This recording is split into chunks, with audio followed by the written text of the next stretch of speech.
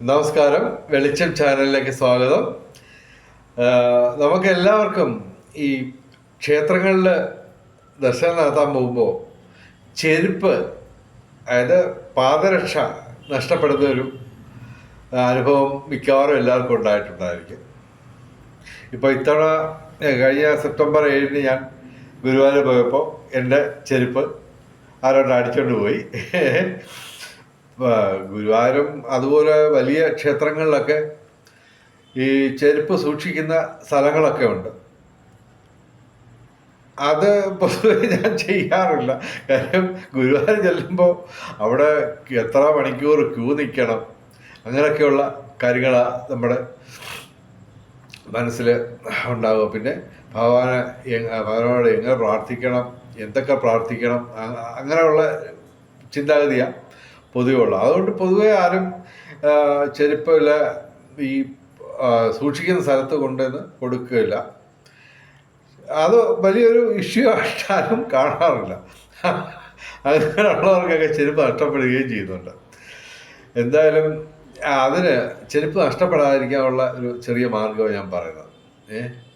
അപ്പോൾ ഈ ഗുരുവായൂർ വെച്ച് മാത്രമല്ല, നിരവധി ക്ഷേത്രങ്ങളിൽ വെച്ച് എനിക്ക് ചെരുപ്പ് പാദരക്ഷ നഷ്ടപ്പെട്ടിട്ടുണ്ട്.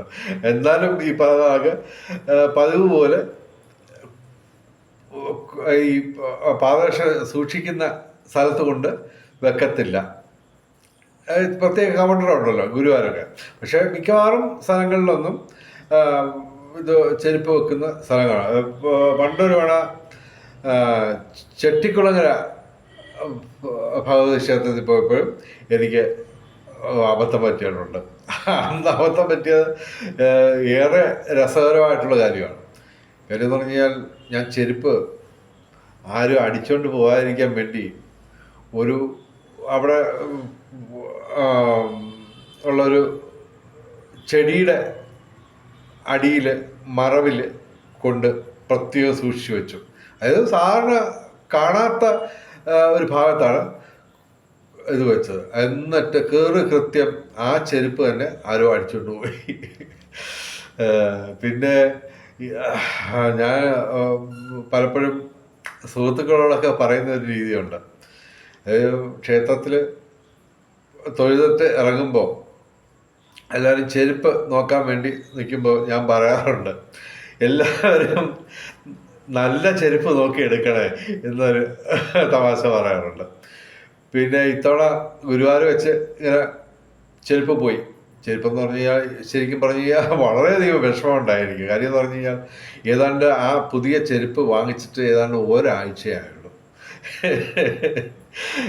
അപ്പോൾ സ്വാഭാവികമായിട്ടും ഇങ്ങനെയൊക്കെ അബദ്ധം പറ്റുമ്പോൾ ഞാനത് തമാശ രൂപത്തിലാണ് എടുക്കാറുള്ളത്.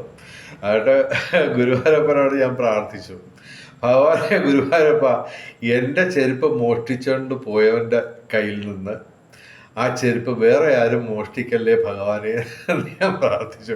അഹങ്കാരമാണെന്ന് എനിക്കറിയാം.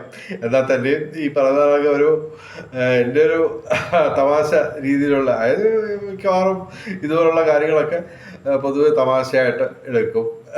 അതിൻ്റെ കൂടെ രീതിയിലാണ് ഞാൻ പ്രാർത്ഥിച്ചത്. ഇപ്പോൾ ഞാൻ ഇത് പറയാൻ കാര്യം എന്ന് പറഞ്ഞാൽ, ഈ വീഡിയോ ഇടാൻ കാര്യം എന്ന് പറഞ്ഞാൽ, ഇപ്പോൾ ഇന്ന് ഇവിടെ കൊല്ലത്ത് കൊട്ടാരക്കുളം ഗണപതി ക്ഷേത്രം, അതായത് കൊട്ടാരക്കര ഗണപതി ക്ഷേത്രമല്ല, കളക്ടറേറ്റിന് തൊട്ടടുത്തുള്ള ഗണപതി ക്ഷേത്രത്തിൽ പോയപ്പോൾ എൻ്റെ ഒരു സുഹൃത്തിൻ്റെ കാര്യം അയാൾ പറഞ്ഞു. അതായത് കഴിഞ്ഞ 3 ആഴ്ചക്കിടയ്ക്ക് 3 ചെരുപ്പാണ് നഷ്ടപ്പെട്ടത്. 3 ജോഡി ചെരുപ്പാണ് നഷ്ടപ്പെട്ടത്. അതായത് ആരോ മനഃപൂർവ്വം എടുത്തോണ്ട് പോയ, അതായത് ഓരോ ആഴ്ചയിലും അയാൾ പുതിയ ചെരുപ്പ് മേടിക്കും, അത് ആരാണ്ട് അടിച്ചോണ്ട് പോകും. ഈ സെപ്റ്റംബർ മാസം ആയൊക്കെ 3 ജോഡി പുതിയ ചെരുപ്പാണ് നഷ്ടപ്പെട്ടത്. എനിക്ക് ഒരു ഈ സെപ്റ്റംബർ മാസത്തിൽ നഷ്ടപ്പെട്ടുള്ളൂ. അപ്പോൾ അങ്ങനെ നഷ്ടപ്പെടാതിരിക്കാൻ ഒരു ചെറിയ ബുദ്ധി ഉപയോഗിച്ചാൽ മതി. ശരി, തറപ്പണിയാണ്, എന്നാൽ തന്നെയും സംഭവം അത് ചെയ്തു കഴിഞ്ഞാൽ ഡെഫിനറ്റാണ്, 100% ഉറപ്പാണ്, ആർക്കും മോഷ്ടിച്ചോണ്ട് പോകാൻ ഒക്കത്തില്ല. അതായത് നമുക്ക് ഒരു ജോഡി ചെരുപ്പ് എന്ന് പറഞ്ഞാൽ 2 ചെരുപ്പാണല്ലോ. ഇതിൽ ഒരു ചെരുപ്പ് ഒരു സ്ഥലത്ത് സൂക്ഷിക്കുക, എന്നിട്ട് അല്പം ദൂരെ മാറി മറ്റേ ചെരുപ്പം സൂക്ഷിക്കുക. എന്ന് പറഞ്ഞു കഴിഞ്ഞാൽ ഒരു ചെരുപ്പായിട്ട് എന്തായാലും ഒരാൾ മോട്ടിച്ചോണ്ട് പോകത്തില്ല. അപ്പോൾ അങ്ങനെ ഒരു ചെറിയ വിദ്യ ഉപയോഗിച്ച് കഴിഞ്ഞാൽ ഈ ചെരുപ്പ് നഷ്ടപ്പെടുന്ന സംഭവം ആവർത്തിക്കില്ല. അങ്ങനെ ഞാൻ എൻ്റെ സുഹൃത്തിൻ്റെ ഇടയ്ക്ക് ഇങ്ങനെ പറഞ്ഞു. അതൊരു ബുദ്ധിയാണെന്ന് പൊതുവെ എല്ലാവരും പറഞ്ഞു. അപ്പോൾ ഞാൻ വിചാരിച്ച് നമ്മുടെ സബ്സ്ക്രൈബേഴ്സിന് ഡെഫിനറ്റായിട്ടും എൻ്റെ സബ്സ്ക്രൈബേഴ്സ് ഏതാണ്ട് ഭൂരിപക്ഷം പേരും ഭക്തന്മാരാണല്ലോ. അപ്പോൾ ഇവർക്കെല്ലാം തന്നെ ഈ ടിപ്പ് പറഞ്ഞു കൊടുക്കണമെന്ന് ഞാൻ വിചാരിച്ചു. അങ്ങനെയാണ് വെച്ചത്. എന്തായാലും ഇടയ്ക്ക് ഗുരുവായൂരപ്പനോട് ഈ പറഞ്ഞ മോശമായിട്ടുള്ള രീതിയിലൊരു പ്രാർത്ഥന നടത്തിയതിന് ഭഗവാനോട് ക്ഷമ ചോദിച്ചുകൊണ്ട് ഈ വീഡിയോ അവസാനിപ്പിക്കുന്നു. നമസ്കാരം, ശുഭദിനം.